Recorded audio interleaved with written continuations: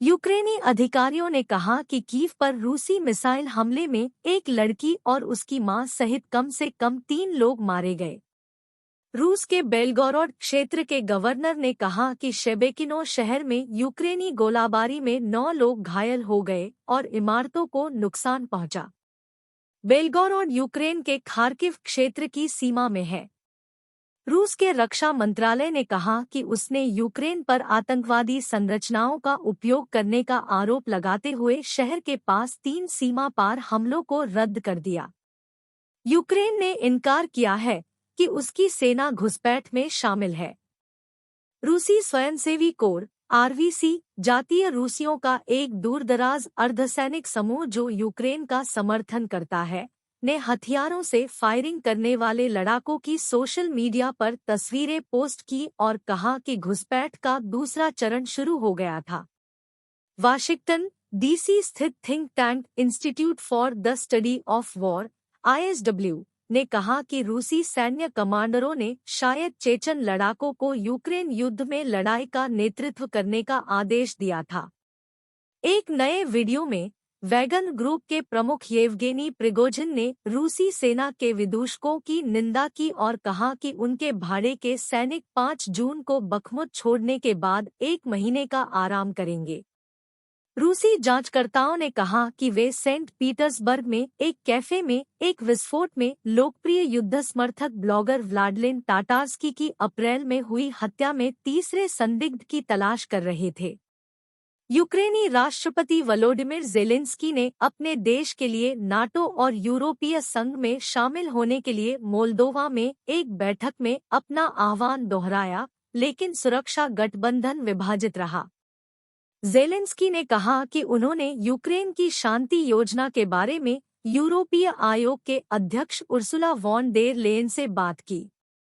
NATO प्रमुख Jens Stoltenberg ने कहा कि गठबंधन देख रहा है कि गठबंधन में यूक्रेन की गैर सदस्य स्थिति को कैसे बढ़ावा दिया जाए और युद्ध की समाप्ति के बाद सुरक्षा प्रतिबद्धताओं के लिए एक रूपरेखा तैयार कर रहा है।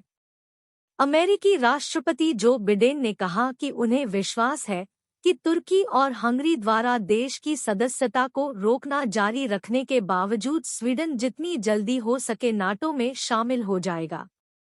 ब्राजील के राष्ट्रपति लुइस इनासियो लूला डा सिल्वा ने यूक्रेन पर रूस के पूर्ण पैमाने पर आक्रमण की अपने देश की आलोचना को दोहराया, लेकिन कहा कि वह तटस्थ रहने की कोशिश कर रहे थे ताकि संभावित शांति वार्ता में मध्यस्थ बन सकें। यूक्रेन के नवीनीकरण और बुनियादी ढांचे के मंत्रालय ने कहा कि काला सागर अनाज निर्यात सौदा फिर से रुका हुआ था क्योंकि रूस ने सभी यूक्रेनी बंदरगाहों के लिए जहाज़ों के पंजीकरण को अवरुद्ध कर दिया था। संयुक्त राष्ट्र के एक प्रवक्ता ने कहा कि रूस ने काला सागर अनाज सौदे की देखरेख करने वाले अधिकारियों को सूचित किया था कि वह जहाज़ों के पंजीकरण को यूक्रेन के ओडेसा प्रांत में पिवदेनी बंदरगाह तक सीमित कर देगा, जब तक कि सभी पक्ष रूसी अमोनिया के पारगमन को अनवरोधित करने पर सहमत नहीं हो जाते।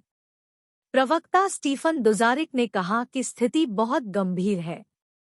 दक्षिण अफ्रीका में विदेश मंत्रियों की एक ब्रिक्स ब्राजील, रूस, भारत, चीन और दक्षिण अफ्रीका बैठक पर सवाल उठे कि क्या अगस्त में ब्लॉक के शिखर सम्मेलन में भाग लेने पर रूसी राष्ट्रपति व्लादिमीर पुतिन को गिरफ्तार किया जाएगा। कनाडा के विदेश मंत्रालय ने मोल्दोवन कुलीन वर्गों, व्यापारिक लोगों और राजनेताओं पर रूस से उनके संबंधों और क्षेत्र में कथित रूसी अस्थिरता के प्रयासों को रोकने के लिए प्रतिबंधों की घोषणा की। अमेरिकी रक्षा विभाग ने एक बयान में कहा कि वह यूक्रेन के लिए एलोन मस्क की स्टारलिंक उपग्रह संचार सेवा खरीदेगा। ज़ेलेंस्की ने अन्य यूरोपीय नेताओं को एक संबोधन में पैट्रियट वायु रक्षा प्रणालियों और आधुनिक लड़ाकू विमानों के गठबंधन के लिए यूरोपीय नेताओं का आह्वान किया। उन्होंने कहा कि वे युद्ध में निर्णायक घटक होंगे।